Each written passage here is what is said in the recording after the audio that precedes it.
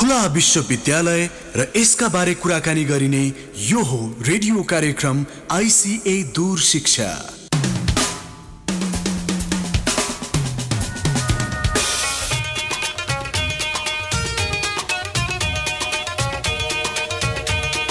नमस्कार, good evening. Radio Kantipur, radio राष्ट्रको यहाँहरू सुन्दै हुनुहुन्छ यो आईसीए दूर शिक्षा। म राजेश पाण्डे। हरेक बुधबार साँझ 6 बजेदेखि झन्डै 36 सम्म यहाँहरूले यस कार्यक्रमलाई सुन्दै आइराख्नु भएको छ। प्रायोजक आईसीए काठमाडौँको ज्ञानेश्वरमा छ आईसीए, जर्मन एम्बेसी सँगै, र हामी शिक्षाका बारेमा यो कार्यक्रममा कुराकानी गर्छौं। तर ओपन युनिभर्सिटी, खुला विश्वविद्यालय र यसबाट कसरी फाइदा लिन सकिन्छ, कसरी पढ्न लेख्न सकिन्छ,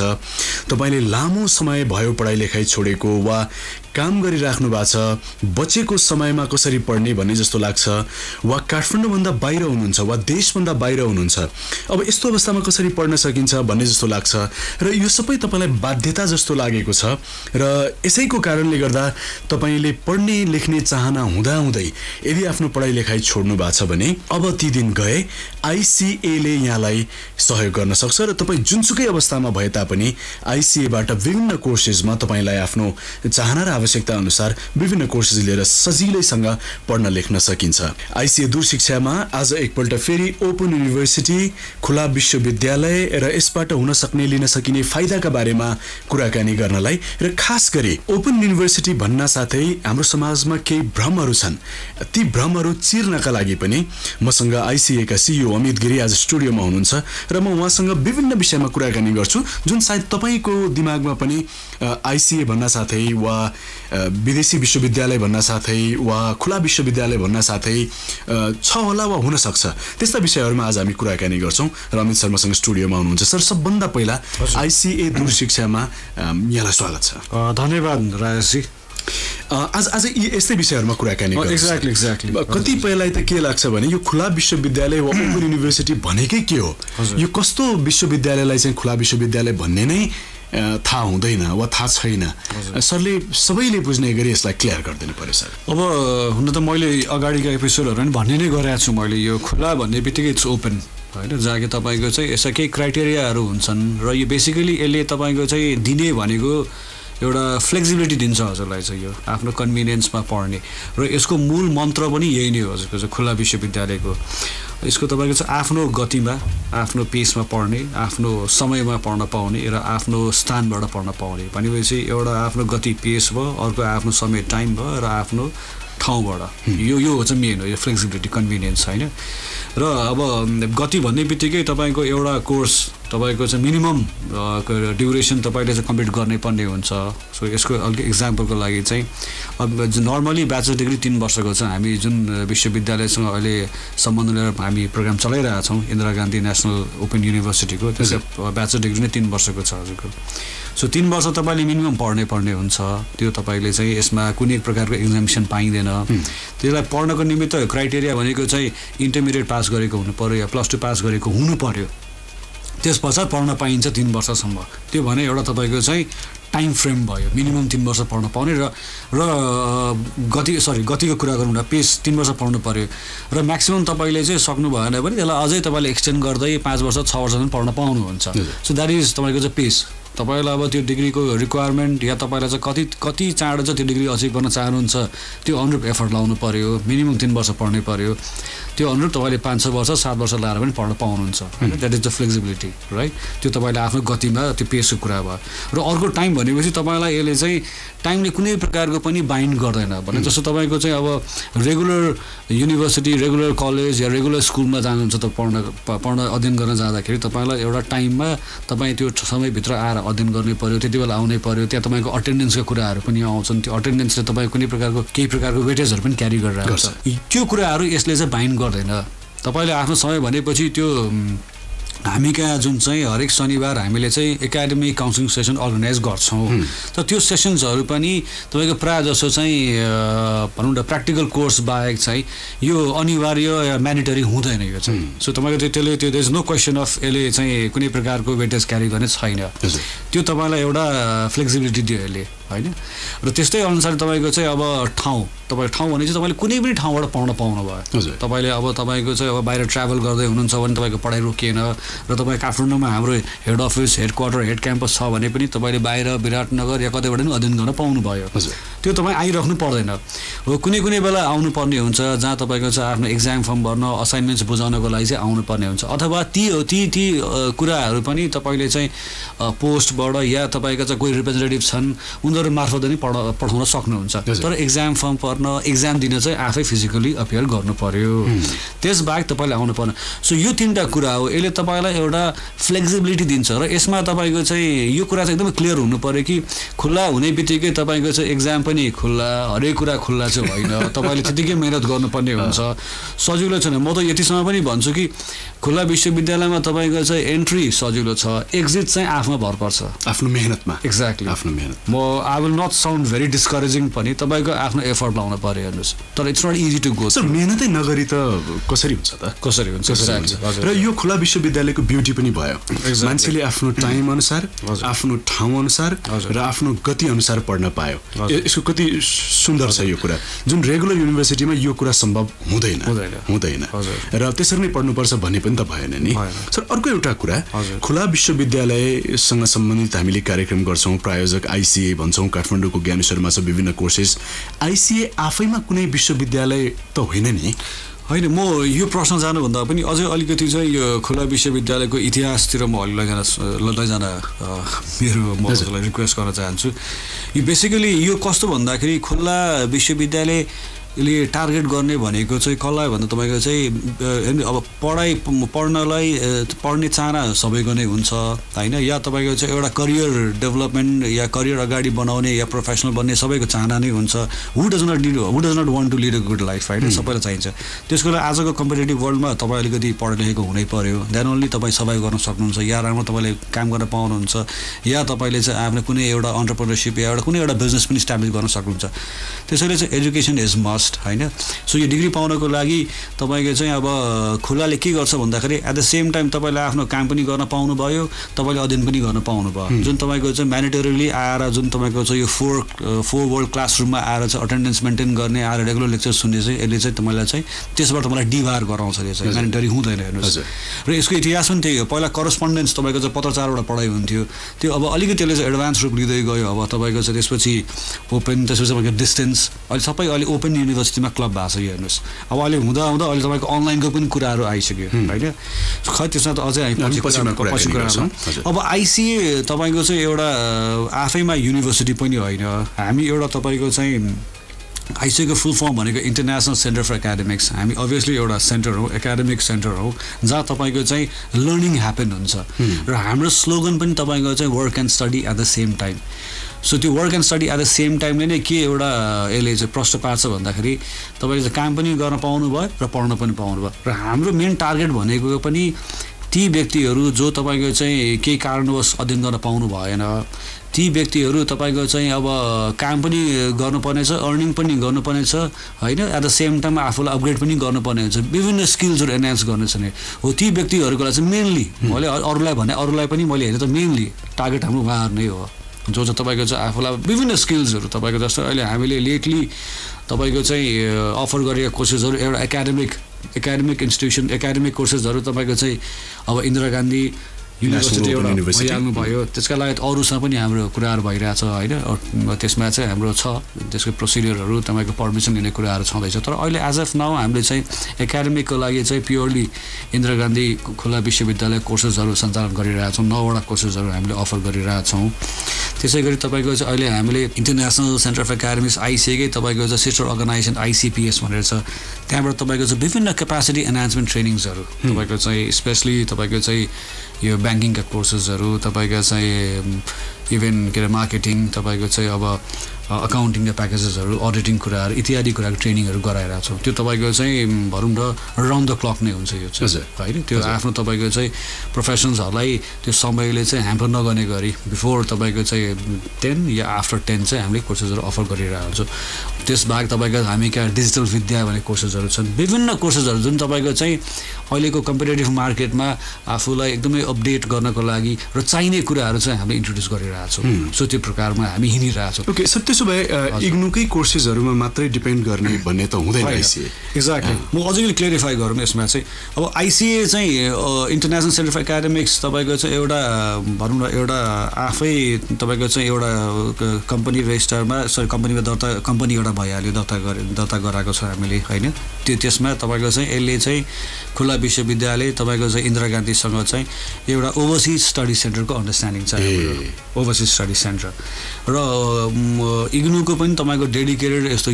डेडिकेटेड कलेज भन्ने सच हुँदैन उसको उनीहरूको हेड क्वार्टर हुन्छ त्यसपछि उनीहरूको चाहिँ आफ्नै कन्ट्रीमा फङ्सन गर्नको लागि अपरेट गर्नको लागि रिजनल सेन्टर्सहरू हुन्छन्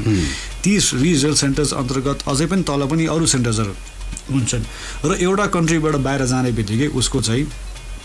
ओभरसिज स्टडी सेन्टर भनिन्छ हजुर हो हामी चाहिँ एउटा अलग्गै छुट्टै तपाईँको चाहिँ इग्नुसको रिलेसनमा चाहिँ इग्नुले नै आफूले इस्टाब्लिस गरेको होइन हामी चाहिँ नेपाल सरकारको तपाईँको चाहिँ एउटा कम्पनी हो नेपाल सरकारमा रेजिस्टर गरे भने एउटा प्राइभेट एन्टिटी एउटा प्राइभेट कम्पनी हो जसले तपाईँको चाहिँ पार्टनरसिप इग्नुसँग के गरेछ भन्दा उसको कोर्सेसहरू अफर गर्ने so we are just a study centre overseas authorise study centre भनौँ न यो कुरालाई क्लियर गर्नु र सरले जुन यो कम्पनीको कुराहरू वा नेपाल सरकारको कुराहरू ल्याउनु भयो इग्नुबाट जति पनि कोर्सेसहरू हामीले लिएर आउँछौँ यो त इन्डियाबाट लिएर आएको भयो वा इन्डियन युनिभर्सिटीबाट लिएर आएको भयो वा भोलि गएर हामीले कुनै अमेरिकन वा ब्रिटिस वा मलेसियन युनिभर्सिटीहरूसँग काम गरौँला यो सबै तर त्यो सबै कोर्सलाई नेपालमा सञ्चालन गर्ने र यहीँका मान्छेलाई सेवा दिने भनिसकेपछि सम्बन्धनको कुरा आउँछ समकक्षताको कुरा आउँछ मान्यताको कुरा आउँछ यसमा के छ म ब्रेक पछि सरलाई राम्रो पोइन्ट रेज हजुर आज मसँग आइसिए का सिइओ अमित गिरी हुनुहुन्छ स्टुडियोमा आइसिए दूर शिक्षा यहाँहरू सुनिराख्नु भएको छ रेडियो कान्तिपुर हो यो म राजेश पाण्डे एउटा ब्रेक लिउँ र ब्रेक पछि फर्केर आउँदा हामी थप कुराकानी गर्छौँ आइसिए दूर शिक्षा झन्डै 36 सम्म रेडियो कान्तिपुरमा सुन्दै गर्नुहोला खुल्ला विश्वविद्यालय र यसका बारे कुराकानी गरिने यो हो रेडियो कार्यक्रम आइसिए दूर शिक्षा अझै पनि आइसिए दूर शिक्षा रेडियो कान्तिपुरमा सुनिराख्नु भएको छ म राजेश पाण्डे र आज आइसिए का सिइओ अमित गिरी मसँग स्टुडियोमा हुनुहुन्छ आइसिए दूर शिक्षा प्रायोजक आइसिए काठमाडौँको ज्ञानेश्वरमा छ र विभिन्न courses Indira Gandhi national open युनिभर्सिटीको सञ्चालनमा छ र त्यसबाहेक पनि क्यापासिटी इन्हान्स गर्ने थुप्रै खालका क्रास कोर्सेसहरू वा ट्रेनिङ्सहरू आइसिएले दिँदै आएको छ जसको लागि तपाईँले 4445540 4445540 मा टेलिफोन गर्दा पनि भयो अफिस आवरभित्र वा ica.edu.np मा गएर पनि यहाँले आइसिएका बारेमा विभिन्न गतिविधिका बारेमा थाहा पाउन मिलि नै हाल्यो इग्नुद्वारा सम्बन्धन प्राप्त र नेपालका दुई ठूला विश्वविद्यालयहरू टियु र केयुद्वारा समकक्षता मान्यता प्राप्त छ आइसिए र आइसिएका विभिन्न कोर्सेस तर यसैका बारेमा अझ बढी क्लियर गरिदिनका लागि अमित सरलाई मैले रिक्वेस्ट गरेको थिएँ ब्रेकभन्दा अघि सर विदेशी कुनै कोर्सेसहरू वा विश्वविद्यालयका कोर्सेसहरू नेपालमा ल्याएर नेपालीहरूलाई सेवा दिने भनिसकेपछि सम्बन्धनको कुरा आउँछ समकक्षताको कुरा आउँछ र मान्यताको कुरा आउँछ यसमा हामीले कहाँ के गरेका छौँ यो पनि नेपाली दाजुभाइ दिदीबहिनीलाई क्लियर गरिदिनु पर्यो हुन्छ सर्वप्रथम त यो कस्तो भन्दा हामी तपाईँको चाहिँ रेजिस्टर्ड एउटा कम्पनी हुनु पर्यो पहिला हामी गरेको अहिले नयाँ चाहिँ बेग्लै निर्देशिका छ होइन त्यसको चाहिँ कुरा नगरौँ अहिलेको चाहिँ हाम्रो जुन छ स्टेटस छ तपाईँको हामी चाहिँ पहिला एउटा रेजिस्टर्ड कम्पनी हुनु पर्यो जुन विच वी आर आइसिए भनेर चाहिँ हामी चाहिँ रेजिस्टर्ड छौँ त्यसपछि तपाईँको चाहिँ हामीले अब कुन युनिभर्सिटीसँग अफिलिएसन लिएर चाहिँ हामी कोर्सेस अफर गर्ने उनीहरूसँग एउटा अन्डरस्ट्यान्डिङ हुनु पर्यो भनेपछि र त्यो तपाईँको चाहिँ आफै रेकगनाइज हुनु पर्यो आफ्नो कन्ट्रीमा र अक्रेडिटेड पनि हुनु पर्यो एउटा र अहिले तपाईँको चाहिँ शिक्षा मन्त्रालयले एउटा लेटेस्ट निर्देशिका अनुसार चाहिँ त्यो ऱ्याङ्किङमा पनि आउनुपर्ने हुन्छ हेर्नुहोस् होइन त्यो ऱ्याङ्किङमा फल गर्नु पर्यो र त्यस पश्चात तपाईँको त्यो कोर्सेसहरू अब स्वीकृति पाइसकेपछि स्वीकृति पाएको के अरे आधारमा चाहिँ तपाईँको चाहिँ त्रिभुवन युनिभर्सिटीको करिकुलम डेभलपमेन्ट सेन्टरले चाहिँ हामीलाई त्यसको इक्विभ्यालेन्स दिइन्छ पहिला चाहिँ शिक्षा मन्त्रालयमा हुनु पर्यो त्यसको विभिन्न प्रोसेसको कुराहरू छ प्रोसिड्युर छन् लामै छ प्रोसिड्युरहरू त्यो सबै कुराहरू फुलफिल गर्नुपर्ने हुन्छ हामीले त्यस पश्चात तपाईँको त्यसको आधारमा शिक्षा मन्त्रालयमा ले हामीलाई चाहिँ त्यो अप्रुभल दिइसकेपछि चाहिँ मात्र तपाईँको चाहिँ त्रिभुवन युनिभर्सिटीले चाहिँ हामीलाई इक्विभ्यालेन्स दिने हो हजुर हजुर सो यो कुरा पहिला त आफै रेजिस्टर्ड हुनु पर्यो पहिलो कुरा त्यसमा तपाईँले परमिसन लिनु पर्यो अप्रुभल लिनु पर्यो शिक्षा मन्त्रालयसँग त्यस पश्चात तपाईँलाई चाहिँ इक्विभ्यालेन्स दिन्छ टियुले हजुर र यहाँ त केयुको पनि कुरा आएको छ अब केयुमा के छ भने म अब यो इन्दिरा गान्धीको कुरा गर्दाखेरि चाहिँ केयुले तपाईँको चाहिँ एआइयु भनेको चाहिँ एसोसिएसन अफ इन्डियन युनिभर्सिटीमा उनीहरूले त्यो अकर्ड साइन गरेका छन् उनीहरूले सो त्यो अनुरूपमा उनीहरूले दिनुहुन्छ हामीलाई चाहिँ होइन सो अहिले यहाँ तपाईँको चाहिँ मेन तपाईँलाई यो इक्विभ्यालेन्स दिने बडी भनेको त्रिभुवन युनिभर्सिटी हो नेपालमा एक्ज्याक्टली नेपालमा हजुर हजुर ओके यो सबै प्रोसेस अगाडि बढाइसक्दा सक्दै पनि र हामीले यो कुरा बारम्बार रेडियोबाट भन्दै पनि